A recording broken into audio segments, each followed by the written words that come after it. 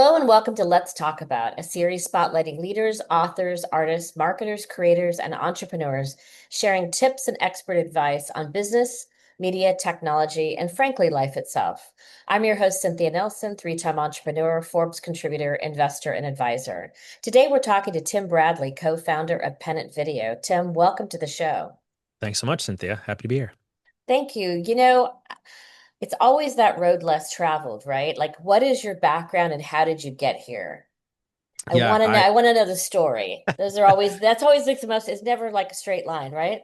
yeah, of course. Yeah. My the most condensed version is I went to school for communications, which, allowed me to explore print and journalism as well as Right. radio, as well as video, sort of at large. And the medium of video just really sort of spoke to me. And also it just seemed the most sort of like viable in the grand scheme of a career, right? And so I did the classic, get out of college, open the first credit card and put a bunch of debt on it to buy a camera and buy a MacBook Pro and just, immerse myself in this sort of learning of the craft, right? Like producing, shooting, editing, sort of the whole gamut, right? And then I think that really helped me sort of explore like what parts of the process I have sort of the most like affinity towards and what, what is that path? Is it like a Hollywood thing, or is it, a TV and film, or is it marketing, right? And so Mm. I largely fell into exposure of working with brands and helping them communicate their message and working with, their talent and leaders and et cetera. And so that really just sort of exposed me to so much like array of opportunity for storytelling across industries and verticals and C-suites and et cetera, right? And so after a solid 12-year run at Mhm. inside of a PR marketing creative agency where I was heading up this sort of creative division, as it Right. were, I took the leap into entrepreneurship. So I think it's sort of a full circle Yeah. experience of like that sort of freelance mentality, but now, and sort of carrying all of this sort of leadership and experience along the way and carve my own path from here on forward. It's really interesting. I mean, you lots of times people go to the agency world and then they stay there forever. Taking that leap to leave, right? That comfort zone, right, is sometimes really tricky, but you've built this really kind of video marketing trifecta, so to speak, at what you're doing now, and really powering kind of that whole mid-funnel strategy. Can you Mhm. break down what that looks like and why it's such a game changer for clients? Yeah. So, the quickest path from, that agency world where it's like, Yeah. I always say it's, 1 year at an agency is like 3 years in-house anywhere else experience wise. Dog It's years, just, yeah. Oh yeah, yeah. that's exactly right. Totally Dog dog years, years. 100%. So yeah, it was just so much like, learning and trial and a bit of failure and sort of all of that compounded into realizing like, okay, like for me personally, it's like I'm doing business development and marketing and operations and there's a P&L I'm responsible for Mm. and creative leadership and the client relationships, and so that sort of like courage was the last step to just like stepping on my own, but the real driver was this sort of greater acknowledgement of like impact and like how can we make the most impact with the content that we're creating. And we just found this pretty sizable gap in like in brands desires for awareness and their audience's needs to like make a decision, right? And so Mm. this middle of the funnel experience from a buyer's perspective is just like it's so mission critical, right? And it's like we could really support that at Pennant by creating a framework that you mentioned it, the trifecta. So this video marketing trifecta is a framework to help our marketing client partners recognize the right types of video to create, the types Mm. of tools and assets to support, their marketing initiatives, their sales enablement, their honestly their employer branding overall, right? But to create that buyer's journey so that they can help differentiate from the competition, demonstrate their value propositions, and of course validate their offering with third party customer stories, right? So I can sort of describe the trifecta at large if you'd like, but That'd be great, yeah, actually.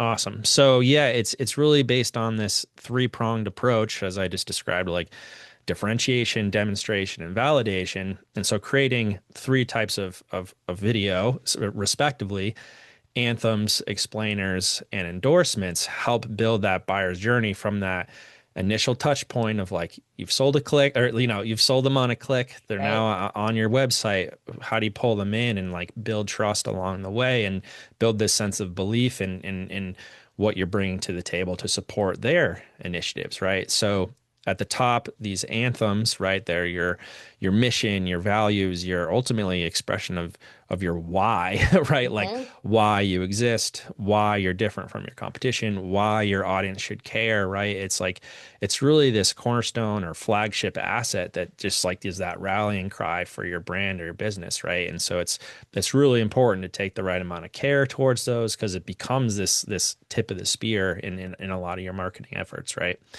From there, you've sort of like tugged on the heartstrings or you've got that interest. And so now pulling them in with explainer videos, right? So explainers of either your software, your hardware, or your industry expertise, right? And that really that expression of what you do and how you do it, right? Do it in an engaging way, an entertaining way, like in a storytelling way, right? To allow your audience to see the demonstration of your value propositions, right?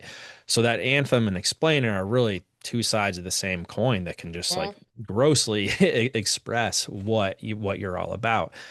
But of course, to like legitimize on that trust, right, is that third party validation, your Right. customers, your heroes, really, right? So showcasing their brand story, their business story, really that, where and how or sorry, where and when you produce Hmm. the results that you're describing, right? Hmm. Like these customer stories are really, really important, especially in this day and age where it's like, sort of AI bound and Yeah. Yeah. all these research points. So yeah, that trifecta again, the anthems, explainers, and endorsements is a really healthy framework for brands to build a buyer's journey that really just empowers decision making. And that is the purpose of the mid funnel at the end of the day, right? It's something that I don't think a lot of people think about. They kind of there's all this top of funnel, fill the funnel, fill the funnel, but then they're wondering why didn't they get to the bottom? Yep. Why didn't they become a customer? They kind of forget the mid part. And I think this is a really interesting strategy. I love the anthem part is really bringing them in and telling them who you are at the beginning and then explaining in a fun way, Yep. right? How it works and why it works for them and getting into, seeding their head with it and then being able to showcase how you've done it for others. It seems logical, but I don't think a lot of brands really think about it in that particular way. So that's fascinating.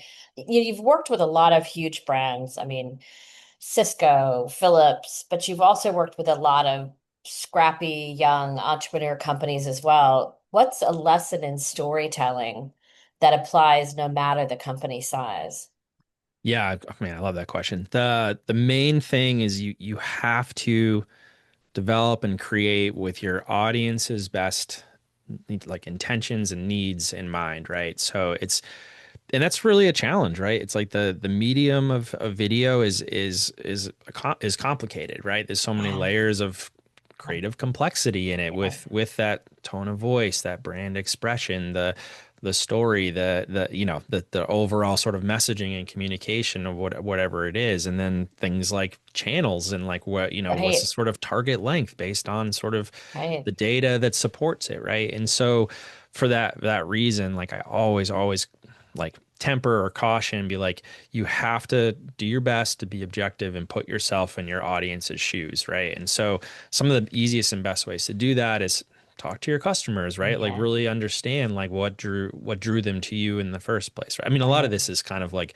positioning messaging 101 stuff, but just Yes, reliving it for when you're approaching a high value, high, like that rich media right. that video is like really important, I think the other thing is like taking like an appropriate step back at the right times is helpful too. So like you've developed your V1 script and you've sort of hit that really pulpy, 150 word like Right. length you're going for. It's got Right. this sort of right cadence to it and the right sort of posture for yourself and you know the sort of the beats of it all, right? But pause, walk away, come back, and like that quick revisit is really very helpful to be objective, right? And not lose And the. it's hard for clients, I think, to be objective on their own Hmm. stuff, right? Oh yeah, The baby's always beautiful and well mannered and is perfect, and it's not the case, I'm right? laughing because I It's have just a 6-year-old and a 9-year-old, and oh yeah. yeah, we're living that right now. Yeah, this. Yeah, absolutely. And and most brands nowadays like recognize the sheer importance of like creating content to remain visible, right? To Right. like to continue to sort of beat the drum and that is great and brands are therefore investing in talent and people inside their four walls and those creatives those video folks are producing great content for like events and Yeah. their thought Mm. leadership and the sort of internal communications and employer branding and recruiting and all of that is like really excellent. But they are, as you just said, like they are way too close to the subject matter. And so to have a partner that can help them be objective and remain Mhm. focused on their audience's intentions, and especially in the sort of messy middle middle of the Yeah. funnel as it stands, right, is really valuable in the long run. Super important. You've led really big creative teams, in the past, and stuff is just, creative is changing every single day, not just Uh-huh. video, but now with the lurking, I shouldn't say lurking, it's here, It's here. AI, Yeah. it's AI. What would be like advice that you would give for creative leaders in the industry about team growth, client expectations, creative integrity, and maybe the influx of AI across all those areas, Yeah, I mean, I think that is the sort of the center of the target right now. And right? and for that reason, I mean, creatives, we are naturally explorers, right? So like we should constantly be exploring the right, sort of pursuits of a specific project, of the industry at large. There's so much cool tools, technology, like, but to just have this sort of courage and tenacity to, it's not like persevere, but just kind of Right. like continue to explore sort of helps you recognize the like the day to day. And for that reason, like all the, especially for us, like all the marketing folks we're working with, like these product marketing managers, these customer advocacy marketers, these, anywhere from sort of marketing directors, brand directors to CMOs, like they have dozens of other plates spinning in the Oh air that yeah, they don't completely. have the time or resources or attention span, frankly, to like lean into any of these tools. And AI is Yep. a tool, right? Yep. So I'm always encouraging us to like do the exploration, understand where the boundaries exist, like where Hmm. and like where sort of authenticity needs to remain true Hmm. to a Hmm. brand. And yeah, I think it's just for me looking back at a 20-year career, it's like it's just a constant of that exploration. So while it's always concerning, it's always there. So I don't know. Yeah, and I think being at the forefront of it and being a thought leader in it, right? Because you've seen everything, you've tested everything, you've used all the tools, that must bring relief to clients that don't, again, like you said, don't have the time, don't have the wherewithal. And frankly, some of the people inside their agencies or inside their own organization are scared, Yeah. thinking this is going to take my job. You're like, no, no, no, no. These are actually tools that are going to help you do your job better, faster, streamlined. And here's the good, the bad, and where you have to stop and, human interaction. But I use it for so many different things. And it's incredible how much it's learned about me, my businesses, my clients, so that when I put things in, my checking on it is it's 90% there. Yeah. Even for ideation, like just ideating, like give me 5 ideas related to maybe 5 of them are shit, but it all, but then But it's that's spark, fine. That's but the that's edge that fine. I'm It's talking it's about, okay right? that but it sparked, oh, I Exactly. need to go a different direction so that when you do sit down with a client, you've actually gone through all of the shit that doesn't work and you're getting there with a new fresh idea that you think this one actually has some legs. So I think having, a thought and having thought leadership on it is just super important.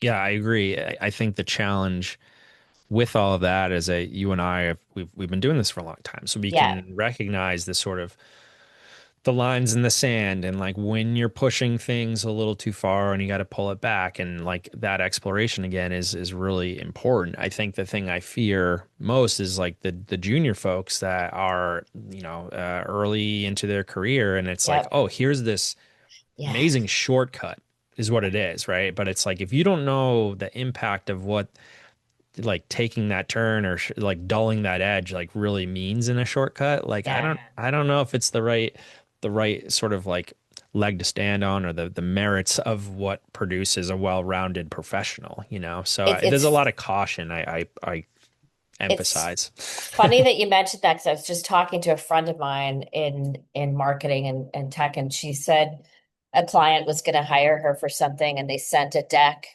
She says the deck was really beautiful. I went through the deck and I said, "Oh, AI did this. Your people didn't do it. That's because your people are, really young, so they just fed it some information, but it has no soul, and it's Yep. not going to really sell." And the guy's like, "Oh, I thought it was really great." She said, "Yeah, because it just answers very simple questions about your product or service. It doesn't really go into the why about it. And it was generated by AI for sure. And that's not what it's supposed to be used for. You're actually Mhm. supposed to have thoughts and ideas before you go into it, not just ask it a question, have it come out and say, oh, this is it. I did my work in 5 minutes and they think I slaved and worked all weekend long, right? There is a cautionary tale for it for sure for Mhm. younger creators, writers, and then I've seen the other side of the coin where someone went to school to be a creative writer and was asked about, oh, do you use AI? Oh, absolutely not. No, I went to school to be a creative writer. No, that's just like it was heretic to say something like that. And I'm thinking, but you're missing out because you have all these creative ideas. You could put them in and come up with even more. It could make you, better even at what you do or thought in a different way. And so I tested that theory out with her one day about emails. And so I wrote one in AI, but knowing the client well, knowing the content well, wrote it the way I wanted it, came up with 3 ideas, and waited a day. Of course, it was done in 10 minutes with Yeah. waited a day and sent it. She said, these are brilliant. They're way better than what I had come up with. And I never said anything.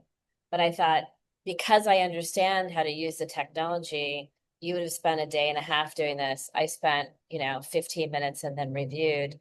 And we could be way ahead. We could be creating more and more and more of this faster to get where we need to get to as a client. So Yeah. seeing both sides of it is like, Full I've done balance, this full my whole balance. life. I'm not doing that. To I've done nothing. I'm very new and I'm using it, but I don't really know what I'm doing.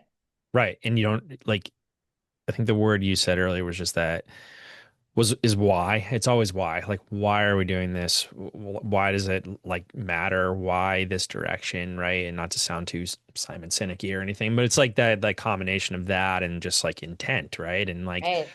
thinking about your audience and what they really need to help like make a decision is the most valuable thing we can do as marketers. So leveraging the tools in the appropriate way, Yeah. again with intent, like I think It's is so exceptional. key.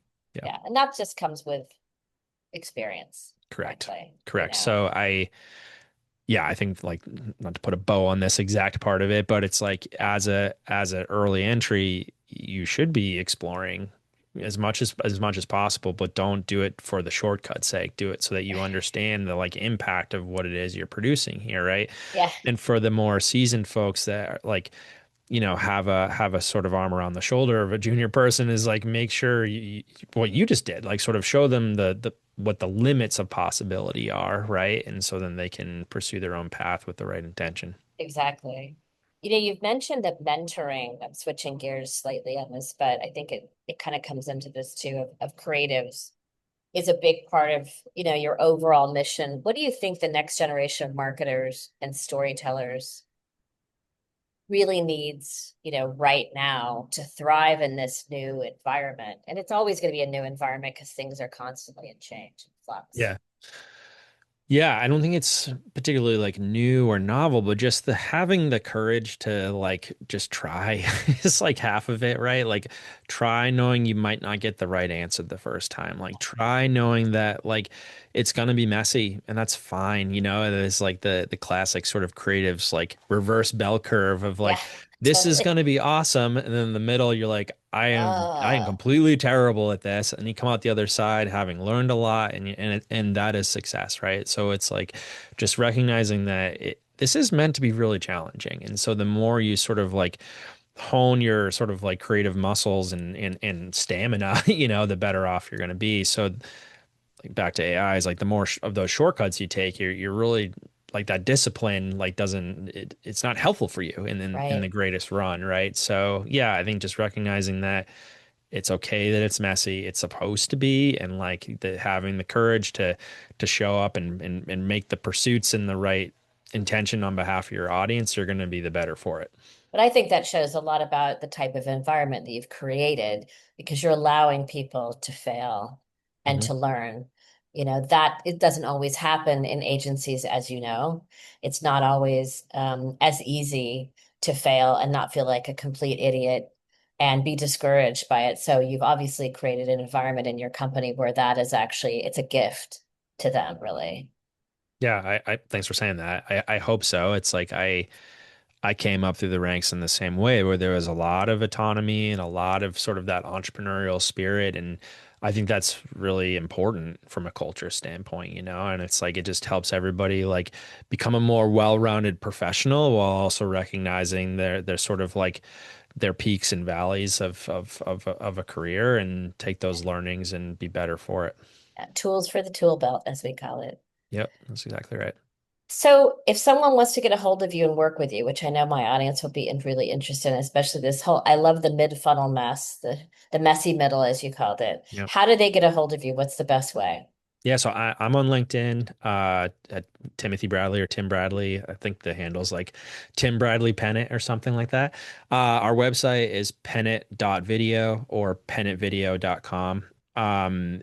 If your audience goes there, there's a little pop up right now. It's for like an ungated piece of content that's called Funnel Focus, and it's to help marketers like recognize what's the right piece of video marketing to produce to create the right like buyer's journey, right? So that includes the trifecta that I talked about, but also top funnel and top of funnel and bottom of funnel too. So yeah, I encourage. It's just a PDF, and there's a sort of a fun little quiz to sort of like check where you are in your own sort of like creative journey in producing these assets, right? So yeah. Super great. Thank you so much for being on the show. I really appreciate it. I know the audience will as well. Yeah, thank you so much. It was a total pleasure.